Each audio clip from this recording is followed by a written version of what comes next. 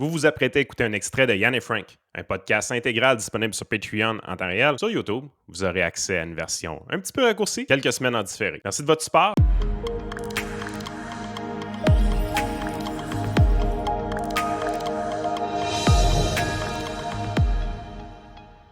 Si on revient au carré rouge, si on revient aux manifestations sur le climat et tout ça, les médias traditionnels sont ceux qui créent l'enflure. T'sais, c'était beau les truckers en semaine. Je pense pas qu'il y avait 1,5 million de personnes. On va s'entendre. Mais normalement, c'est les médias traditionnels. Quand c'est Greta, on dit qu'il y a 500 000 personnes, tandis que c'est carrément impossible.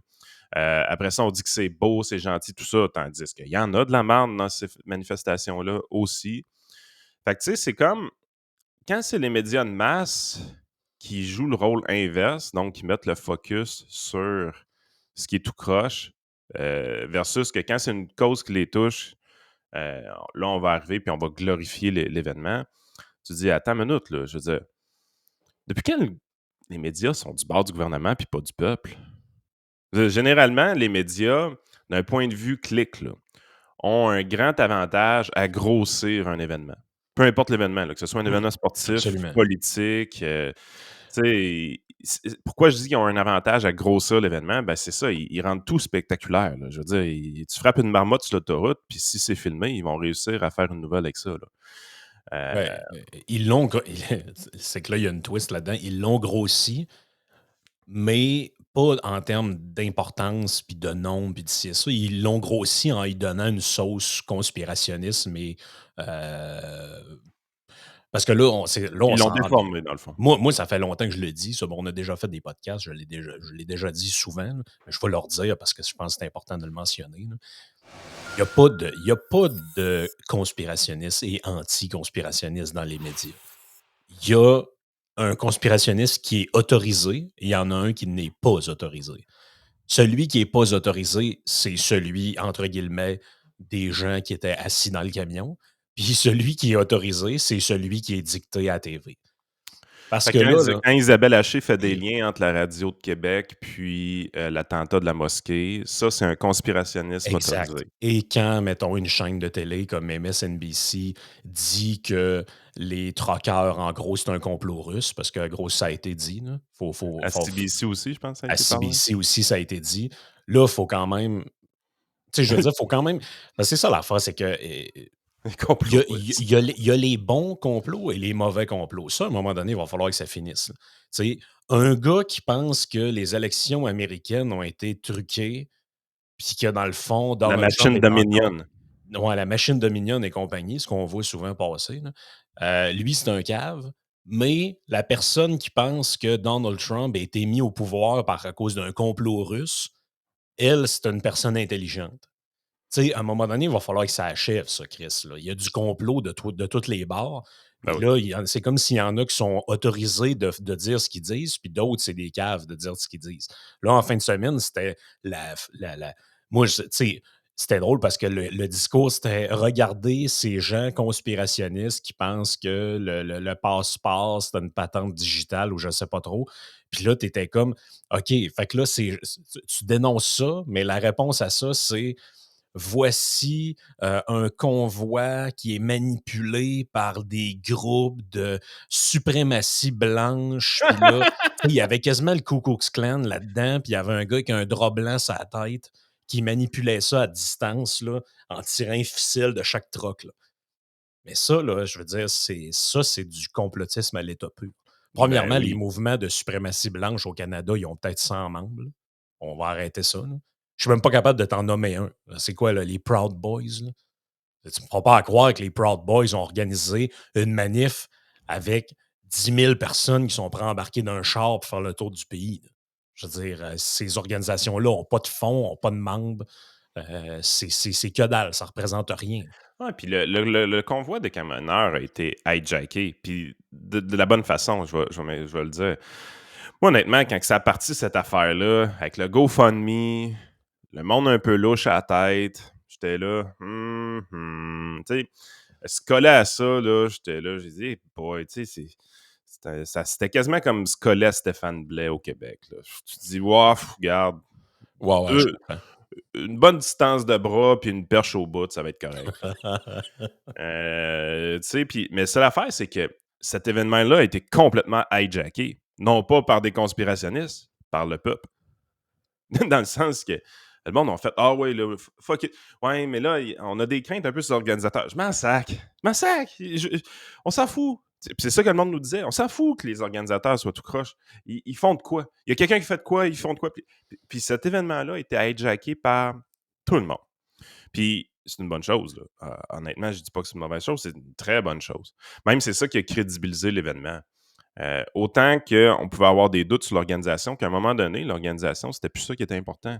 C'est que les gens convergeaient au Parlement, peu importe la raison dans leur tête. Les gens convergeaient sur les viaducs quand le convoi passait. Puis le convoi passait partout. Ça se dirigeait vers Ottawa. Ça, c'est pas du conspirationnisme, c'est pas des édentés, c'est pas des gens stupides. C'est des gens qui n'ont plein le casque. Puis c'est pas une fringe minority, là. C'est pas une petite minorité, comme dirait. Puis ça c'est une autre affaire. Hein. Legault, il arrive, c'est une petite minorité, il faut leur tendre la main. Trudeau, lui, s'en va dire que c'est une fringe minority. Puis les Canadiens anglais sont vraiment sacrément après Trudeau d'avoir dit ça, tandis que le monde, il laisse passer Legault en disant ah, c'est une petite minorité. Comment c'est une petite minorité, mon homme? Petite minorité, tu me niaises-tu?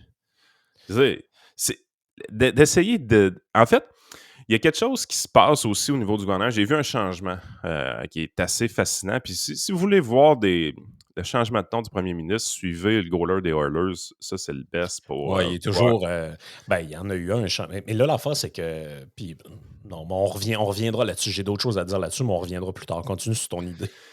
C'est que la track qui est prise, pas juste pour le convoi, mais sur tout, depuis un bon bout de temps par le gouvernement, c'est de traiter tout le monde de complotiste. Même Gabriel Nadeau-Dubois s'est fait traiter de complotiste. Fait que, tu sais, on isole, on pointe du doigt, on stigmatise, on ostracise. Ça, c'est ce que le gouvernement fait depuis le début. Donc, évidemment, les influenceurs caquistes sont embarqués dans cette histoire-là à côté. Fait que toute la gang de. Ouais, on les voit, là. Pas besoin de nommer de nom. Là. Vous les connaissez, les influenceurs caquistes. On les voit, là. Fait que toute cette gang-là, ils suivent ce que la CAQ fait depuis le début. Fait que là, ça tape ses non-vaccinés, ça tape ses complotistes. Puis là, regardez à cause de vous autres. C'est l'affaire, c'est que là, le goaler des Oilers a compris quelque chose en fin de semaine. C'est peut-être de notre faute, là, peut-être qu'on le disait trop ouvertement, là, mais quand on arrive et qu'on parle du basket of deplorables de Hillary Clinton, là, quelqu'un, un stratège politique suffisamment intelligent, ce que je pense que Koskinen est, je dirais pas que ce gars-là est un imbécile, bien au contraire. Je pense qu'il a finalement, aux alentours de entre vendredi et samedi, il a finalement compris la game. Il a finalement compris qu'il faisait une Christie gaffe avec ce qui se passait. Oui, absolument. Dans tout ça. Puis la raison pourquoi il a allumé, ben c'est peut-être justement qu'ils se disent. Ils ont eu des sondages aussi. Là. Moi, je pense qu'ils se disent attends une minute, comment ça le monde quitte notre parti et s'en vont pas chez GND, pas chez les libéraux, directement chez Éric Duhem. Puis là, c'est du déjà vu. C'est Hillary Clinton 2016 qui sort sa fameuse phrase Basket of Deplorables. Puis peu importe comment elle essaie de récupérer ça après ça, ben, elle est dans une situation qu'elle a perdu le monde à tout jamais quand elle a fait ça. Puis c'est quoi Basket of Deplorables? C'est de pointer du doigt un ennemi politique, mais de ne pas lui offrir un argument pour montrer qu'il a tort. C'est de le ridiculiser. Le dire que c'est un pas intelligent, je te réponds même pas parce que tu es stupide, tu pas de dents dans la gueule, tu pas éduqué. C'est du mépris à l'État. Peu. Probablement un des pires outils politiques à utiliser contre un adversaire parce que ça motive ton adversaire. Les gens oublient qu'on vit dans une époque démocratique où est-ce que la majorité des gens ne votent pas. Ben, pas la majorité des gens, mais 40 à 45% des gens ne votent pas. Mais donne-lui pas une raison de se lever pour aller voter, par exemple. Ah non, absolument. Je vais vous partager quelque chose. Hein, ça rentre direct dans le sens de ce que tu viens de dire. Les gens qui s'intéressent, vous devez absolument lire ce livre-là, qui est écrit par un de nos anciens premiers ministres, M. Stephen Je ne sais pas c'est quoi le J dans Harper, mais ça doit être Junior. Harper. Right here, right now. Politics and leadership at the age of disruption. Qu'est-ce que ça raconte là-dedans? Ça raconte comment les partis politiques traditionnels ont failé à gérer la montée du populisme. Ça raconte comment. En fait, le livre commence comme ça. Il est dans son salon le soir des élections en 2016 avec Jason Kenney, puis je ne sais plus trop qui. Puis il regarde les élections américaines. Et puis là, il se dit Oh my God, il est vraiment en train de gagner. Il est vraiment en train de gagner. Puis là, il dit Qu'est-ce qui se passe? Puis là, il fait toutes sortes de constats dans le livre. Comment les politiciens de gauche traditionnels ont failli sur leur discours de base. Comment ils ont laissé de côté les gens de la classe ouvrière pour s'en aller vers un électorat des villes, éduqués, etc. Exactement tout ce qu'on voit en ce moment. Il explique aussi comment les politiciens de droite ou conservateurs ont failli aussi avec les défis que posait la mondialisation, puis les traités de libre-échange, exactement. Comment ils ont ignoré les réactions, entre guillemets, naturelles que tu pouvais avoir au sein de la population, de méfiance un peu au niveau de l'immigration, ce genre de choses-là. Comment ils ont toujours fait « Ah, ça n'existe pas, ça n'existe pas, ça n'existe pas ». Et puis comment des gens sont arrivés un jour. Tu peux avoir Donald Trump aux États-Unis, mais jusqu'à une certaine limite, Boris Johnson, c'est un peu ça aussi avec le Brexit. Après ça, en Allemagne aussi, tu as des forces quand même assez présentes, Marine Le Pen en France, etc. Puis là, il dresse le portrait là-dedans, puis il explique un peu qu'est-ce qu'il y en est du populisme dans le monde, puis de la montée de ce genre de tension-là. Puis tout ce qu'il dit qu'il ne faut pas faire, c'est exactement ce que tu viens de dire par rapport au goaler des Oilers, que lui a compris, mais que les autres ne semblent pas du tout avoir compris. C'est-à-dire que Ben, il l'a compris trop tard. Je veux dire, c'est quelque chose qui aurait dû être modifié dans leur stratégie il y a des lustres. Mais il l'a compris la journée qu'Éric Duhem a frappé du 11, 12, 13% dans ses sondages. Mais tu sais, que Hillary Clinton ne l'ait pas compris en 2015, C'est une chose. c'est une chose. Que quelqu'un n'ait pas compris ça encore en 2022, là, ça montre, c'est ce que j'ai écrit un peu dans un tweet, ça montre que vous pouvez rire des camionneurs, mais ça montre un peu que vous n'êtes pas très brillant.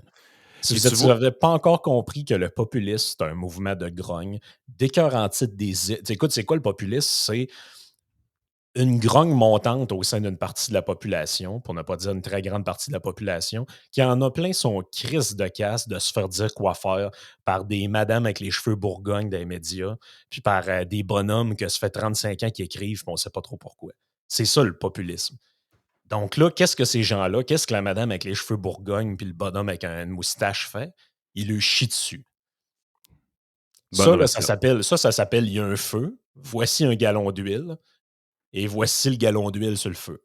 C'est ça que ça s'appelle. Puis après, ils vont être surpris de voir que ça a grossi encore, puis il y a encore un autre manif. Non, c'est quoi ce monde-là? Ils n'ont pas de dents dans la bouche, ils sont donc bien imbéciles.